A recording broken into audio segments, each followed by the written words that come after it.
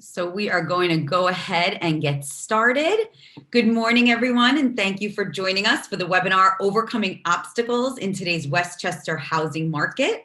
My name is Elizabeth Aloni. I'm with Schneps Media. Schneps Media is the largest local media company in the New York metro area with over 80 newspapers, magazines, websites, webinars, podcasts, and events throughout Westchester, Queens, the Bronx, Manhattan, Brooklyn, Staten Island, Long Island, the East End, Philadelphia, and now Palm Beach, Florida. Today, we are thrilled to bring you experts to discuss the Westchester housing market. And they're going to walk us through the state of housing in Westchester and how to overcome any obstacles to get you into your home. Let me introduce our panel today. First, please welcome Sari Shaw. Sari is the co-founder and team lead of the Westchester Living Team. Sari expertly handles the northern Westchester towns of Armonk, Chappaqua, Pleasantville, Briarcliff, and the surrounding communities. A Chappaqua resident, Sari has an unparalleled dedication to her clients and brings a marketing prowess and service-oriented approach, which results in increased sales. Welcome, Sari. Next, please welcome Jennifer Ross. Jennifer is the co-founder and team lead of the Westchester Living Team. Jennifer is a thought leader in Westchester and those considering a move from New York City to Westchester. She specializes in the Sound Shore communities of Larchmont, Mamaroneck, Rye, her hometown of Scarsdale, and the surrounding communities in southern Westchester. Welcome, Jennifer. Now, please say hello to Yossi Notik. Yossi is a private mortgage banker and is a part of a dedicated and experienced team focused on providing superior customer service while helping customers manage wealth, grow assets, and achieve financial goals. Helping people at this key point in their lives is what makes his work meaningful. Home matters, and financing is an important part of it. You can count on Yossi to help you reach your home financing goals. Welcome, Yossi. And welcome, please, Randie Paterno, Esquire. For 20 years, Randie has been guiding clients through legal matters, big and small. Randie provides counsel to buyers, sellers, builders, lenders, and title companies in both Westchester and Fairfield counties. Randie prides herself on being able to efficiently and expeditiously lead clients from contract to closing. She understands the emotional component inherently involved in buying and selling a home and strives to make the process as seamless as possible. Welcome, Randie. We are certainly lucky to have brought together this team of experts, so let's get started. So Sari and Jennifer, tell us a bit about your role when working with a buyer. Hi, good morning, everybody. I'm going to let Jen kind of start this topic. We'll go from south to north. Perfect. Thanks, Sari. Good morning, everyone. Thanks, Elizabeth, for hosting. So basically, we like to utilize a team approach when working with our buyers. In normal times, it's stressful. In these times, it's even more stressful. So we take a comprehensive approach, sort of a research-based approach to helping clients finalize where they want to look, learn about the communities, and then ultimately think about the house purchase. It's very important to think about community because you're not just buying a house, you're buying a lifestyle. And, in these fast-paced times, we're all scrambling to help our clients find the best homes, but it's also ensuring that they have a sense of connection with their communities. So we like to take that type of holistic approach to the process. And, being that Jen and I work together pretty seamlessly, it's important that buyers understand if you call one of us, you get the benefit of both of us, but really you get the benefit of the team. So it might not, oftentimes I'll get a call for somebody who wants, they think they want North and Westchester, but they won't compromise on 35-minute train. Well, we can't compromise. I can't give you a 35-minute train ride at the price points in Westchester. So it's really simple for Jen and I to kind of assess what people want, figure out, town-wise, what makes the most sense, personality-wise, what makes the most sense, and kind of give somebody a pretty, big picture of Westchester and then kind of make it a little bit smaller. That's such an important part because it's not just about the house. Obviously, it's about the community. Yeah. You help steer people in the right direction based on their Well, needs. we definitely not steer. We definitely don't steer. Well, you help them. You help them. Yeah, no, we do. Advise. Right. And we try to infuse a little bit of humor into it as well. So there you go. That's good. That's good. We have to always keep our sense of humor. Yes, so as Westchester real estate experts, what can you tell us about the state of the market in Westchester now? Much of what you're hearing about real estate in the national view is true in Westchester. It's very competitive right now. It is 100% a seller's market. Inventory levels are very low. And some communities, it's like this every spring. We do tend to follow a spring cycle with the real estate market, but this year it's really widespread throughout the county. Every price point, it's competitive. So it's definitely what you're hearing in the media is true. And, that's kind of what Sari is mentioning is important. I'm personally finding that in the past, people were very true to, being in one community, maybe even being in one neighborhood. But given what's going on in the market and the inventory story, people are considering the wide swath because it is harder, not impossible, but harder to achieve your real estate goals. Right. And conversely, if someone were to call and they thought they definitely wanted Chappaqua, had to be in Chappaqua, depending on what inventory levels are, the conversation kind of opens up a little bit.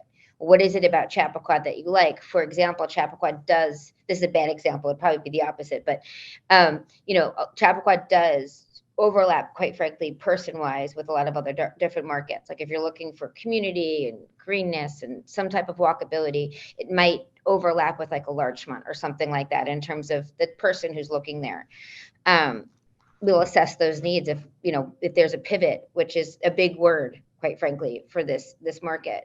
It's definitely pivot and being agile and kind of thinking a little bit bigger.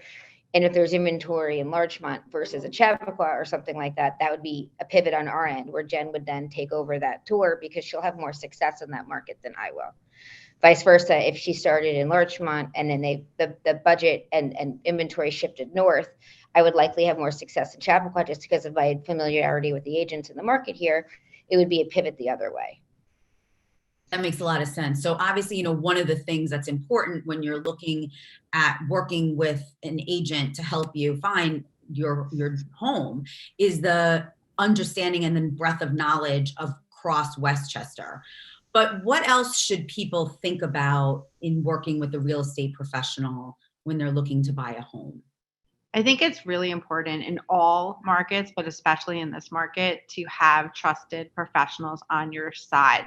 And, Sari and I have a wealth of experience working with buyers. So we have this team approach and it makes it more seamless. It can be sort of what Randie's introduction included. It's an emotional process. And if you're working with seasoned professionals, we can take some of the emotion out of it and help with the focus. Because it can be a very emotional process and you really do want to be as prepared as possible, B, have that support to help guide you through the ups and downs and ultimately to the closing and success. And one of the things that we always, start our conversations, and we do a lot of introductories looking to move out to Westchester, not sure about Westchester or Connecticut or New Jersey, whatever the case may be. We always bring it back to, and this might be a warm up straight up to Yossi, but we always bring it up to, you might think you can afford X, but you could really afford Y. And that number might be higher or lower based on what those numbers come down to. At this point in this market, if you're going to be competitive at all, even while you're looking, if you don't know and you don't have the blessing of a bank or a lender, Jen and I are kind of have handcuffs at that point, because if you do like something, we're not 100% sure of whether that's the right house. Can you afford it? Can you, if for some reason there's an issue with an appraisal, which we'll get into later, can you kind of work around that and make this purchase work? So I kind of think the whole buying process starts, you meet an agent for sure, you see if you guys get along, but then you definitely move and talk to a trusted banker.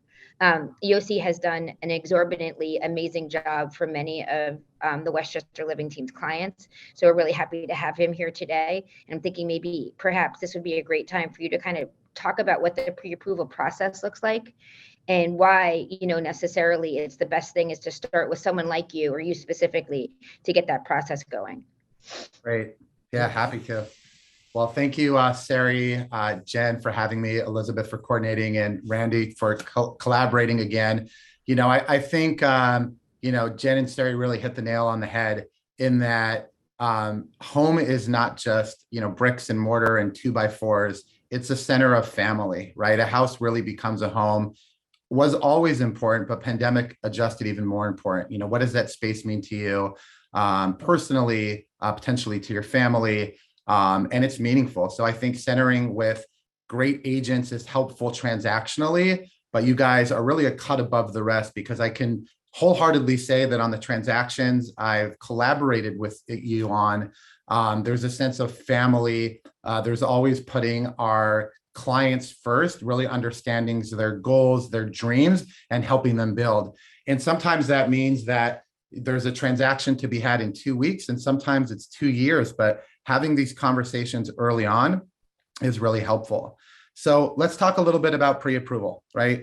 Preliminary approval, pre-approval is the process in which a buyer would have a requisite comfort level in terms of their candidacy. And similarly, if not more important at the right time, indicate a high level of creditworthiness to a prospective seller or listing agent. Sometimes your comfort level is above and beyond what you would offer.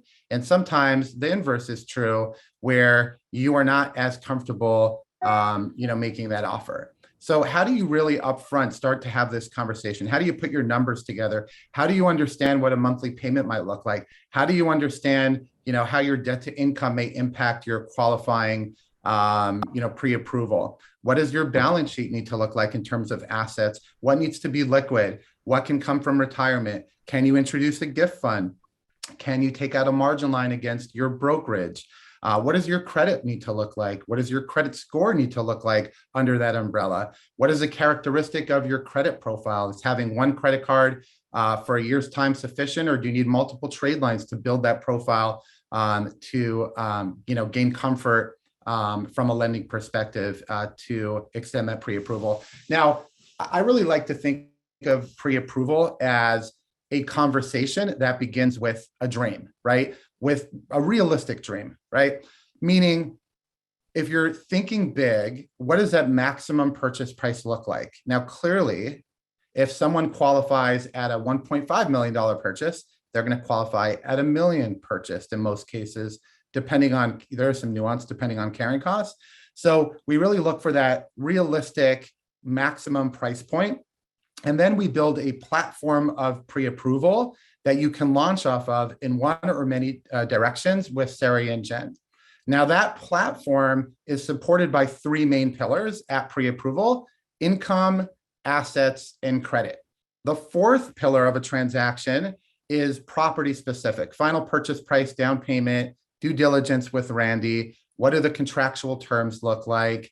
Appraisal, which is our valuation of the property to ensure that the property is worth roughly what you're paying for it, so the lender feels comfortable. So setting that aside, if you think transactionally at pre-approval, there is a lot we can do because your income, assets, and credit will largely remain unchanged. So once we have stability with the aforementioned platform, we can move in one or many different directions as we begin working together. So you wake up one Sunday and say, Sari, Jen just sent us this incredible listing. Yossi, what does this look like? And then on a Tuesday evening, you're looking online and you forward a listing to these great agents and you want to understand the taxes are a little higher. It looks like there are already a few offers. We know we were pre-approved for 1.6. Do you think we can stretch to 1.75? And we go back to the drawing board because, again, I'm familiar with your income, assets, and credit and can walk you through that.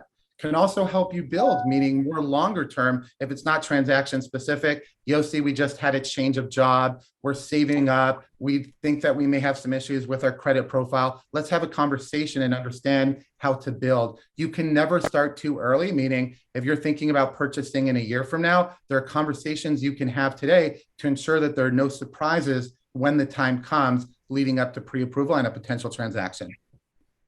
That's a really good point to understand. It's never too soon to see you and start talking about that. And really, that's the foundation. Sari and Jen, how important is a pre-approval It's essential. And at this point, since the pandemic, many sellers and brokerages are requiring pre-approvals to get showing scheduled. So It's never too early, and it can be essential if you want to look at homes. Terrific. That's important to note. So Yossi, tell me, what does a buyer need to get things started? Great question. Great question. I will mention that there's absolutely no cost whatsoever with pre-approval. And depending on your profile, it could take as little as 20, 30 minutes to potentially an hour or so in terms of formatting the information that we would eventually need for pre-approval. And a pre-approval process would generally begin with a phone call so we can understand your dreams, your objectives. Location is not so important, but is generally helpful. What does that price range look like? What kind of down payment did you have in mind? What do you think your credit looks like? Talk to me a little bit about your income. Are you a salaried employee? Are you salary plus bonus? Are you hourly plus overtime? Or are you self-employed? Maybe you have a business for 10 years and you file 1120s and have significant K-1 income. Maybe you're a self-proprietor and have 1099 income. Maybe you work W-2 as an attorney, but now started your own firm. So now you're Schedule C or Schedule E, but it's a nascent enterprise. How do we work with that? So really exploring some of these fundamental, income questions. Then we move on to assets. What does your asset base look like today? What do you think it will look like at time of purchase? Are you utilizing all of your own funds? Are you liquidating brokerage? Are you taking out a margin line? Do you think that for an additional level of post-closing liquidity that you perhaps are taking out a loan from your 401k, an often overlooked source of assets because you are the creditor and the borrower paying yourself back interest? Conceptually, when you look at a purchase, often we think, well, as long as I have 20% down, I should be comfortable, but closing costs need to be factored in. And lenders generally want to see a pretty substantial, what we would call post-closing liquidity in your balance sheet, AKA rainy day fund. How many months of the total mortgage payment, taxes, and insurance do you have left over in liquid assets, meaning cash, cash equivalents, brokerage, money market? And then what do you have in illiquid, retirement assets? Maybe there's some real estate equity. And then we really start getting into the nuance, right? So you're a first-time home buyer, great. You don't need to disposition a property. Maybe you own a property and you're looking to utilize the equity from that departing property. Perhaps given the scarcity and competitive market we're discussing, you won't be afforded a sales contingency. So is there a version where we can be creative and concept around holding on to your departing, selling it potentially after the subject purchase? So, that first conversation can be as quick as, 5-10 minutes to a half an hour or an hour to kind of set the stage. And then I usually have my clients log on to an online portal and input specific information, address history, date of birth, social security number, their balance sheet. Once they submit that to me, I turn that around as soon as same day in some cases, but figure 24, 48 hours at most, depending on the profile, to really get under the hood and understand the mechanics and what type of strategy we need. So think of this as kind of like an initial conversation to set the stage. And then we kind of roll up our sleeves and really get involved and figure out particular strategy, especially as the search is underway, so we can pivot, great word, Sari, and really understand the particular strategy within that search. And Yossi, how long do your pre-approvals actually usually last for? Is there a time where they have to be refreshed, or how does that work? Great question. So pre-approvals here at Wells Fargo are good for 120 days. And the reason that pre-approval expires after 4 months is that the credit report is good for 4 months. It's as easy as another credit pull. Now, traditionally, if you have great credit, a pull today and again in 4 months should have minimal to no impact on your credit scores. But obviously, if you have perfect credit today, then you have a missed payment on an account, knowingly or unknowingly, that credit report in 4 months from now, when we repull, might look a little different. But that's part of the engagement within pre-approval, is not only sharing findings, but coming up with a strategy to protect your credit, right? That's probably the biggest piece where we have the most amount of control. From an asset perspective, everyone would love to snap their fingers and generate a larger balance sheet or make more money from an income perspective. But I feel like those who really look to protect their credit and build their credit from initial conversation at inception through closing are the ones who obviously have the most protection within this process. And that's something that I can certainly help with as we build together.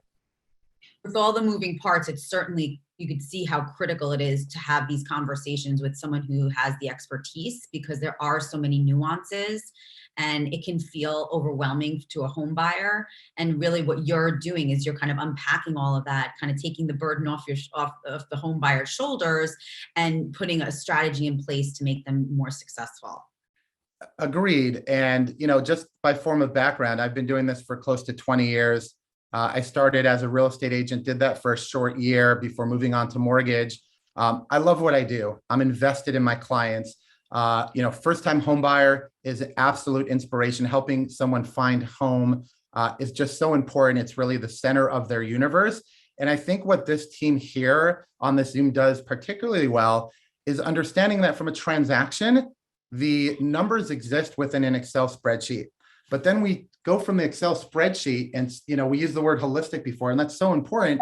And we understand how that needs to marry or complement the emotionally charged energy, the market characteristics, right? This is emotional, it's financial. And how do we build together, understanding all of your concerns, all of your desires, your checklist, your location, marry that to the financing. And it's where those two meet. That's where, dreams are built. And that's where we find the success together as a team. Terrific. I mean, talking about emotional, I'm sure this is an emotional topic, but how have increasing interest rates affected the obtaining a mortgage? Great question. So, as we all likely know here on this call, given inflationary pressures, consumer price index higher in 40 years, and some of the sentiments from the Fed, some of their more hawkish tones in terms of what they are anticipating in rate hikes to stave off inflation, rates have gone up and likely will continue to go up. So I think the biggest impact is from a monthly spend, right? That interest rate is going to impact your monthly spend.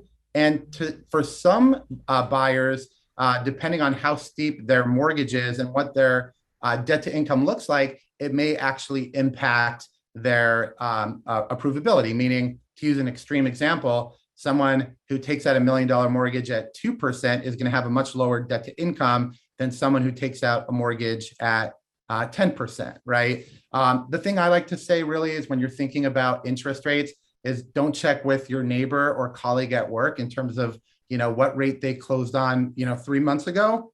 Ask your parents, what their mortgages look like in the 80s. And I can tell you that, I wish I had a graph to show on the screen right now, but there was a massive refi boom in the 80s when interest rates went from 20% to 18% and then 17%. Hard to believe, but I think if you position this conversation within the framework of like historical mortgage rates, I mean, the cost of money is rather cheap, especially given that you could take your money that you would otherwise have put into your property, invest it even in a conservative investment, and usually yield a higher rate of return than your mortgage expense. Now, a great example of that is that, when money markets were paying higher interest rates, so pre-pandemic, like a Goldman Sachs money market was paying, 2.5%.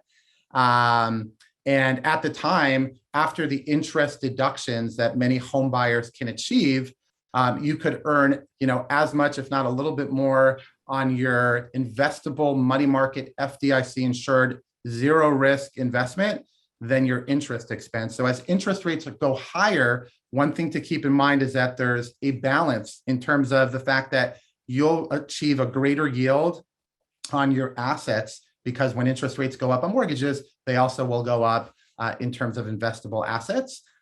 So, again, contextually, if you ask me for rates today versus 3 months ago, yes, they are higher. But I think if you pull back and look at the historical context, that helps. And then from a number standpoint, on $1 million mortgage, at 3%, just illustratively, you're looking at a $4,216 monthly payment.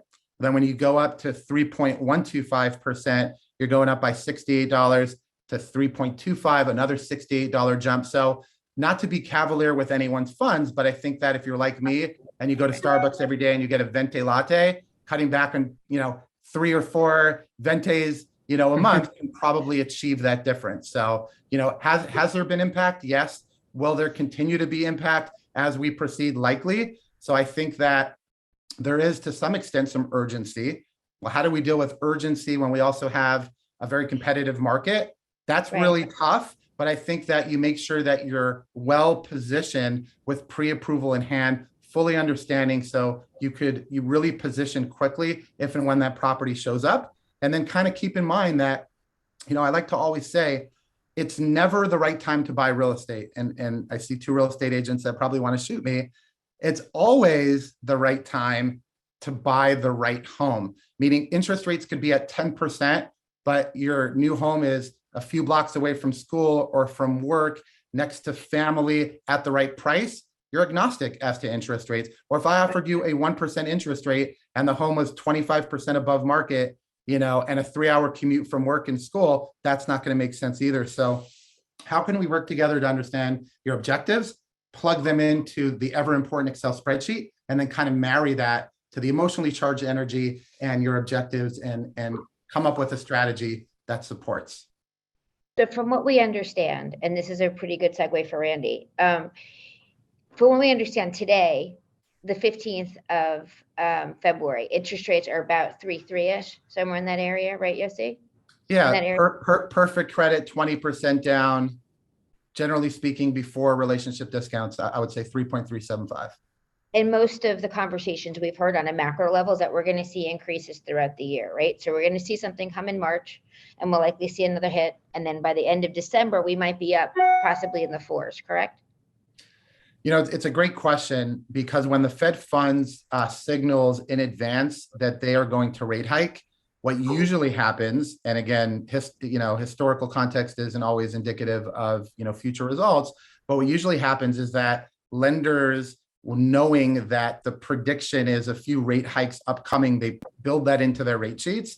Then on the day that it happens, if it meets or is lower than the expectations, the pendulum swings. There's a knee-jerk reaction, rates go up a little bit, and then they kind of balance out. So I think in terms of where we see a 30-year fix, some are saying that we'll see a 4 handle in 2022. But those who have forecasted have been wrong like 10 out of the past 20 years. So welcome to this crazy world of ours. But what we've actually been pretty successful with, and I'm totally going to ask Randie to explain this more than us, is that, there is part of what's impacting the rush, let's just say in Q1 so far, is scarcity of inventory first and foremost, and fear that interest rates are going up. So you have people that maybe would have been much more active in March or April that are kind of fast forwarding their search and looking to be pretty competitive on bids. Fast forward to sellers who maybe have to finish a school year or aren't looking to move until June or July, but putting their homes on the market. Randie and a bunch of other attorneys have really come up with a pretty good solution in terms of leasebacks and what that means in terms of how do we preserve the interest rate of a 3.3 or a 3.4 when our lock is going to expire in 3 months and we're not going to be closed for 6. So I'm going to let, hopefully Randie can explain, kind of a solution to that or workaround. Great. Randie, can you start with giving us an overview of what your role is in the home buying process so everybody can be up to speed on that? And then I want to hear what Sari was talking about your workarounds for sure. Yeah, thank you. Thanks to both of you. So generally speaking, your attorney doesn't really step into the role until like around the time you're doing an inspection. So typically I don't come into play during that early offer and acceptance time or when you're looking, et cetera. Although in this market, I do think it's wise to know who's going to be representing you because things move very quickly. And if you're going to like a multiple offer situation, it typically does help to know who your attorney is going to be. But basically, once you have that accepted offer and you have done your inspection, then you switch gears over to contracts. And that's typically when the attorneys get involved. And just like a 1-minute overview of how the process kind of works from there, the seller's attorney drafts that initial contract. And so as a buyer's attorney, I would, add comments to that, mark it up. It goes back and forth once or twice. We review it together. And then you're going to need that 10%, if that's going to be your deposit amount, liquid at that time.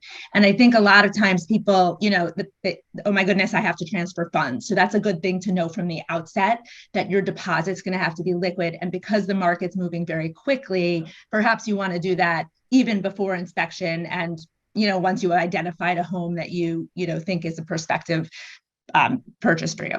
And then from there, once you've signed, the seller will countersign, and then you're in contract and you can exhale. And that's the moment where, the house comes off the market effectively, and you start to shift gears to get your ducks in a row with financing. I order title. So you need two types of insurance to buy a residential property. You need title insurance, which your attorney takes care of, and homeowners insurance, which typically the buyer would take care of in conjunction with the bank. The bank has certain requirements that they'll need, you to meet. And from there, generally speaking, it takes about 3 weeks for title to come in. So I have a full report and we can make sure that we do our due diligence. It takes roughly 30 days, although Yossi's quite quick, to get a mortgage commitment. And then generally you need another 3 weeks, let's call it, Yossi, correct me if I'm wrong, to get cleared for closing. So if you're trying to expedite the transaction and you want to lock that rate, we usually typically say give yourself approximately 60 days is a very comfortable timeline. And that's fine, except now we find ourselves in this market where a seller wants to close, July 15th, because they can sell their house now and they can stay because there's no inventory on the market. And so buyers are in this position where they have to make it work. And so there have been several different approaches to how to, protect the potential to lock your interest rate now and still close all the way down the line, or close earlier and rent the house back to the seller. It's not a true rental. It's called a holdover or a post-closing occupancy. And that's actually important because the seller doesn't have any tenants' rights and you're not technically a landlord, even though you do own the house. Every lender seems to have different timelines in terms of how long you can lock your rate. Yossi's is, I think, the longest out there at 120 days. Is that correct, Yossi? Yeah. So, that would probably be the longest you're going to get in terms of being from rate lock to closing without incurring costs. Although I believe, Yossi, chime in here, Wells Fargo does extend for free. So yeah, since the beginning of the pandemic, given our sensitivity to delayed closings and similar, we have been extending for free. That may change, but you are correct. We do offer a 120-day rate lock, and I'd say that as soon as you have an accepted offer, even before a contract, you can lock in 120 days, as long as we think the closing is within the 120 days. And then if that changes once we see a contract, then ultimately we're protected, because at time of lock-in we had anticipated 120-day rate lock. So again, we have a live example of this going on with Yossi, with Randie, and myself with a purchase that for reasons that are not material for this, the sellers of this home can't move in time for the rate lock. So we actually, because it's 120 days, we were able to move the actual closing until April. Randie was able to negotiate a lease back, which would then preserve the interest rate that the buyers have and enable the sellers to stay in the home for the amount of time that they need in order to finish the school year. And they did create this situation where they're tenant, not tenants, in their own home. What are the fees, though, that they cover? I know it's a little bit different than, it's not like, we go on the open market and you're renting a 2-bedroom apartment for $7,800 a month. How does that work? So there are several ways to handle it. A lot of times it depends on the respective carrying costs of each party. Traditionally, we would say that, if the seller is accommodating the buyer because the buyer wants to close earlier and lock their rate, then the seller would, manage their carry post-closing. They shouldn't necessarily have to pay more to live in their house if they're accommodating the buyer. on the flip side, and I think this is somewhat market dependent, if the buyer is accommodating the seller who needs to stay in the house, they want their costs covered.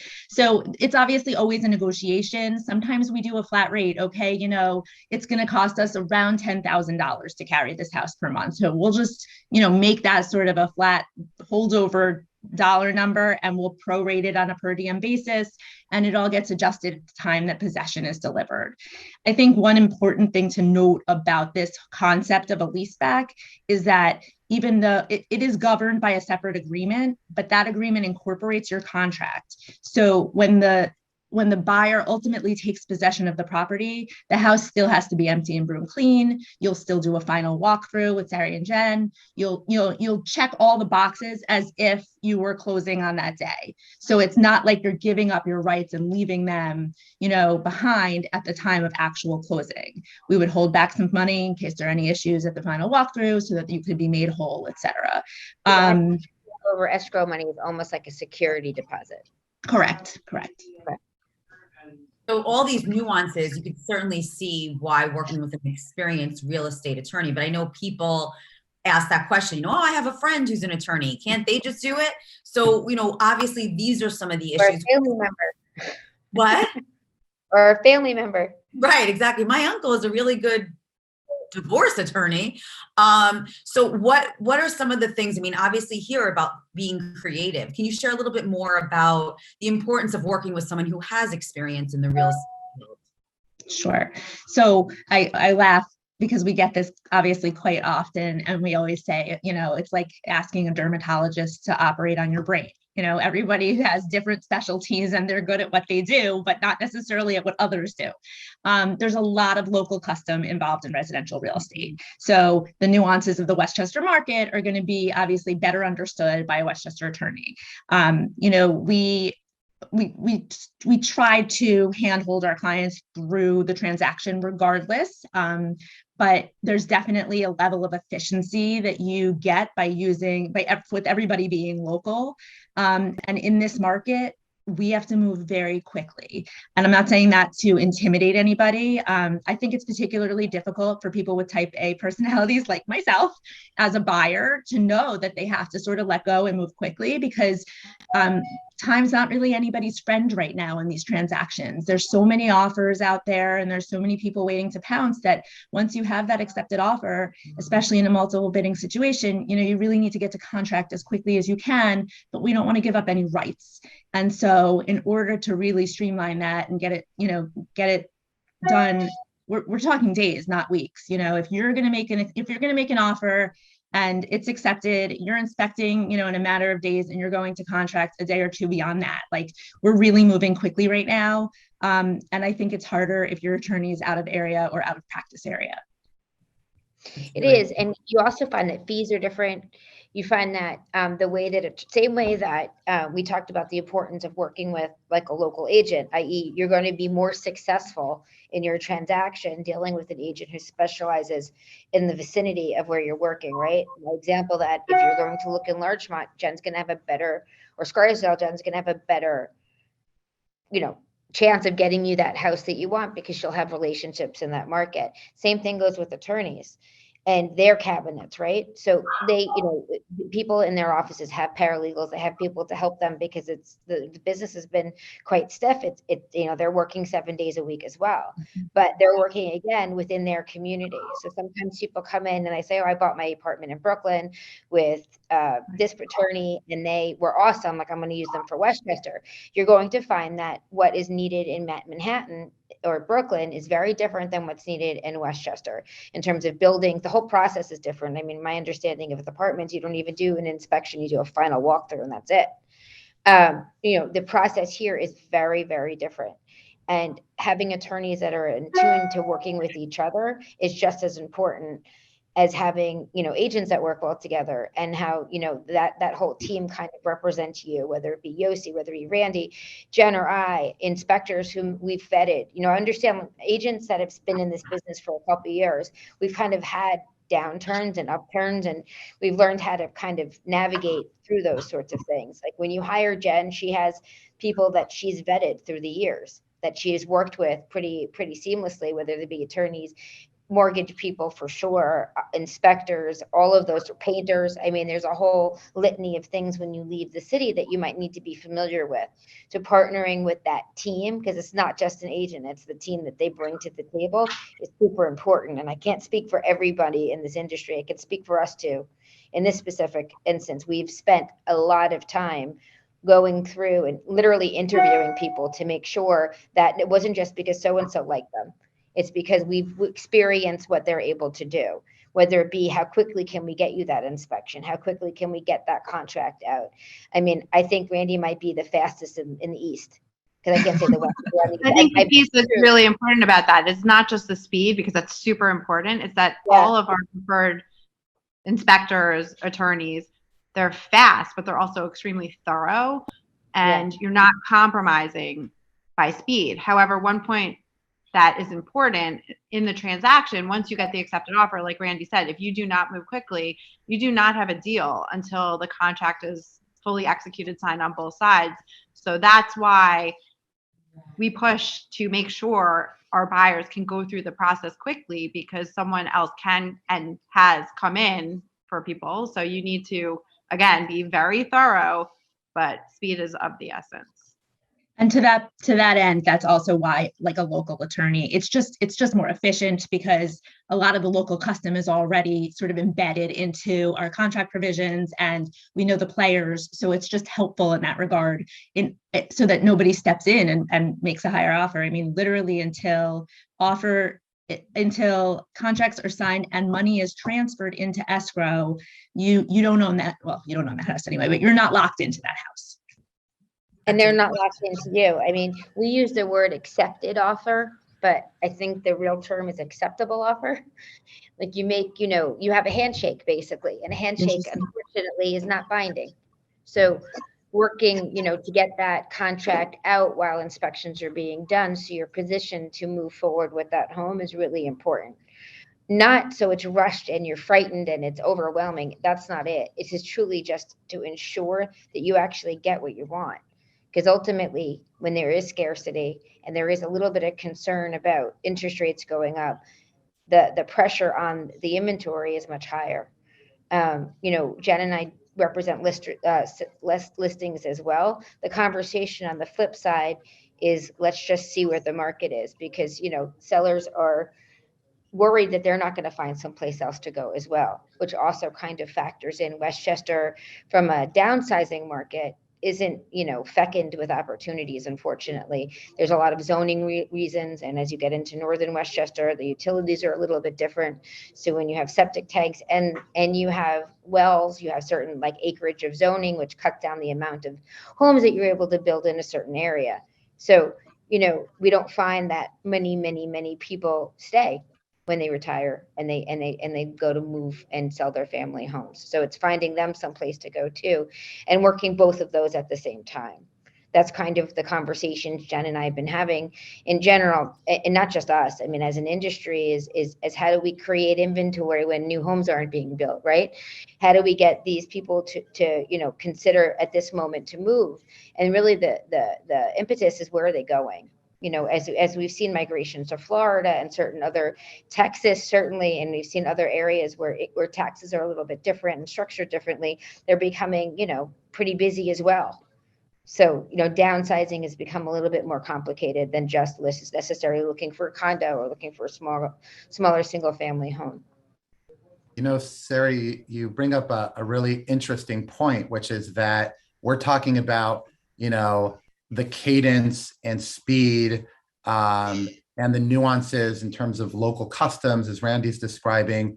And this sounds like overwhelming, right? Even to me on this call, like, you're making one of the biggest financial decisions of your lifetime. It started with a thought, hey, we're running out of space. Let's think about Westchester. And now we're talking about contracts and pre-approval, 24 to 48 hours, multiple bids. So how do you make sense out of all of that, right? And I really think having these conversations up front is helpful. Again, it's never too early to have a conversation, even before pulling credit. Hey, nice to meet you. My name is Yossi. Talk to me. What are your objectives? What does your timeline look like? How can we help you get there? So you have all the information up front. And I promise you this, when you're working with a team of professionals, I'm a big basketball guy. So if you played like team sports before, there's a level at which you can play and a speed within that game when you know each other and you've played 100 games together. That's very different than showing up to the park and playing pickup basketball with someone you don't know. So a lot of what we're talking about, the flurry transactionally, yes, decisions have to be made. We'll help you get there, but this happens behind the scenes. And the package we present to you is one where you're comfortable, you understand, you're aware of your contractual obligations, you're aware of the financial milestones on my end, and we really work together seamlessly in that fashion. So we take care of the dizzying speed at which Westchester real estate must be performed, especially now pandemic adjusted. But ultimately, we make sure that at every stage you're informed, you're educated, you're very much a part of this process, having ample time to really visit and gain, requisite comfort levels. Well, I think in this time we've squeezed so much valuable knowledge from all of you, but I want to take one more moment to go around to each of you and say, what is one piece of advice? Because I want to get all the good advice. You've been giving such great nuggets. What is one piece of advice you'd give your family or a close friend who's looking to buy in Westchester? Randie, do you want to start us off on that? Sure. I would say make sure you're working with people you can trust, because, it does move quickly, but we have your back. So as long as you have the right team, I think, you're good to go. That's great advice. Yossi? Yeah, I would say it's make sure to breathe anywhere. It's not just Westchester, it's real estate in 2022, pandemic adjusted. Just breathe. It's okay to dream. And, I think that a thought, thoughts become our words become actions, actions become destiny. Let's just think together. Let's start there, and looking forward to building with you all. I love that. Sari and Jennifer, we want to share with us some final nuggets of advice. Yeah. Or you want me to go? It doesn't matter. I think it's important just to remain open-minded and to try and see past the stress of the process, because once you have your home and you're established in the community, it's all just a story that you tell, the experience that you went through to get to this point, and you're in good company. It really is pandemic adjusted, but in most of these communities, we all have our stories of how we got here. And when you have the support of a trusted team, we can help sort of calm the process down, because it's, for you, it's like your one process, you're going through this, it's so emotional and overwhelming, but we've helped hundreds of families in the similar situation. So we can help you remain open-minded and calm and get to the finish line. Fantastic. Yeah, along those lines, it's just, I find that so many people think that they need 4 bedrooms and 2.5 baths, and it has to be on an acre, and it has to be a colonial, and that's it. I would be, like Jen said, I would be a lot more holistic and think, okay, I'm looking for a community that will give me X, Y, and Z. I'll be able to make friends. There's a lot of dual income here. I won't, like if I'm a working mom, it's not going to just be people at home, or I'm looking for a community where I'm not going back to work, those sorts of things. Figure out those psychographic reasons you want to move someplace, and take out that you heard Scarsdale is the only place where you can achieve that, because it's likely not true. Think about, I want to be in Westchester County because I love the greenness, because really it is green. I like seeing trees. I don't want a strip mall. I want a couple different highways, and I want to be close to the city. I might not commute every day, but I want to be close. Close is a relative term. And the more open-minded you are to that community, and it doesn't have to be exactly Scarsdale or exactly Chappaqua or exactly Katona. I'm looking for these characteristics of people that I'm probably going to mesh well with.